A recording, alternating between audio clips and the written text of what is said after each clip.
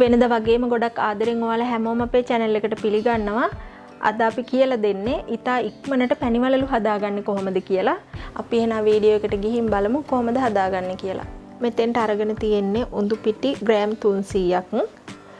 මේක උඳු පිටි වල ඇටත් එක්කම තියෙන එක තමයි හොඳට හොදලා උඳු ටික මේ පිටපැත්තේ තියෙන පොත්ත අයින් කරන්නේ නැතුව තමයි කොටාගෙන තියෙන්නේ. ඒ නිසා තමයි මේ කළු පාටට වගේ පොඩ්ඩක් පේන්න තියෙන්නේ. ඒ වුණාට මේක තිත්ත රසක් එන්නේ නැහැ.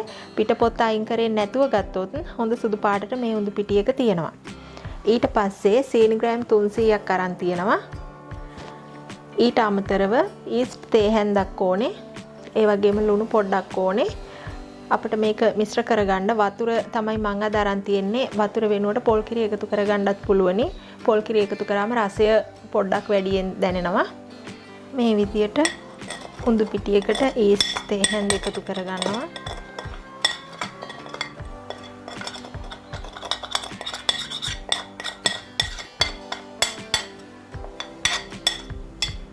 ඊට පස්සේ මේකේ මේගොල්ලන්ගේ ක්‍රියාකාරීත්වය වැඩි වෙන්න සීනි තේ හැන්දකුත් මේ විදිහට එකතු කරගන්නවා.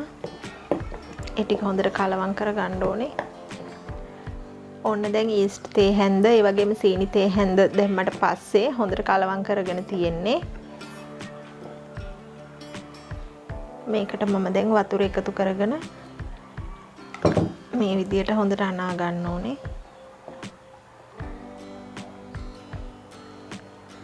එකවර වතුර ගොඩක් දාන්න නැතුව පොඩ පොඩ තමයි එකතු කරගන්නේ.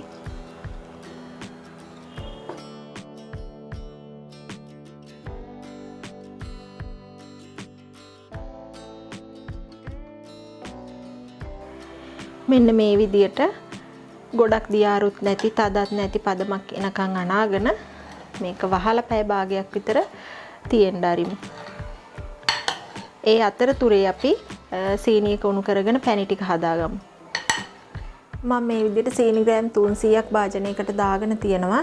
ඒකට වතුර පොඩ්ඩක් එකතු කරනවා මිලිලීටර 50ක් විතර.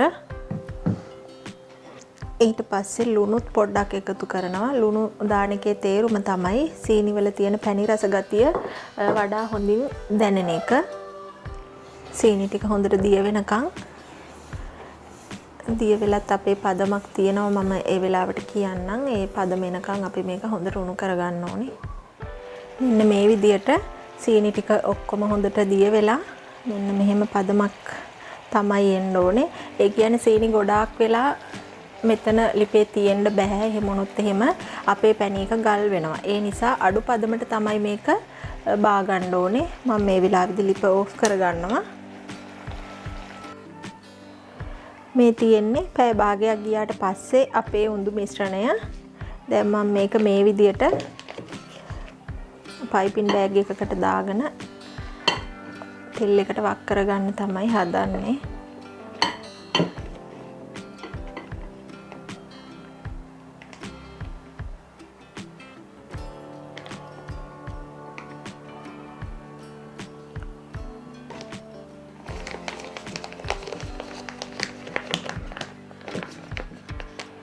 මේ විදියට පයිපින් බෑග් එකකට පුරව ගත්තට පස්සේ අපි මෙන්න මෙහෙම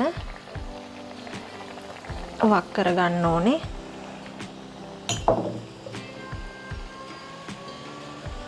ගින්දර ගොඩක් වැඩි කරන්නේ නැහැ. ගින්දර අඩුවෙන් තමයි තියෙන්න ඕනේ ලිපේ.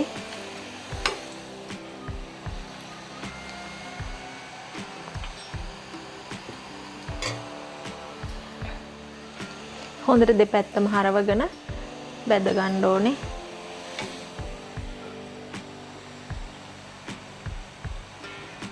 දැන් අපේ මේ හොඳට බැදිච්ච පැණි වලල්ල අපි අයින් කර ගන්න ඕන කලින් හදාගත්ත පැණි එකට. මෙන්න මේ විදියට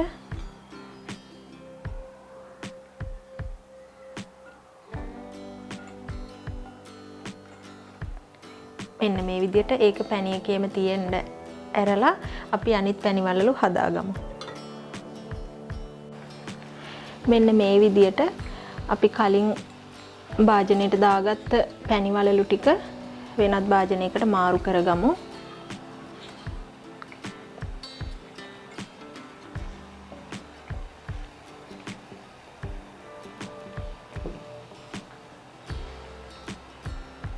මේව ඇතුළට හොඳට පැණි ටික උරාගෙන තමයි තියෙන්නේ.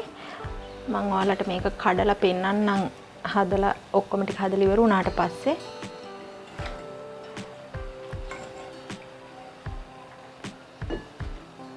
ඔන්න මේ විදියට ඔක්කොම පැණි වලලු ටික මම බැදගෙන තියෙන්නේ. මෙන්න මේ විදියට අපිට කඩලා බැලුවහම ඇතුලේ හොඳට පැණි තියෙනවා පේනවා. ඉතින් ළඟ එන අවුරුදු කාලෙටත් මේ විදියට හදාගන්න ඉක්මනින් පැණි වලලු හදාගන්න ඔන්න විදිය කියලා දීලා තියෙන්නේ. එහෙනම් ඉතින් ඔයාලත් මේ විදියට හදලා රස බලන්න.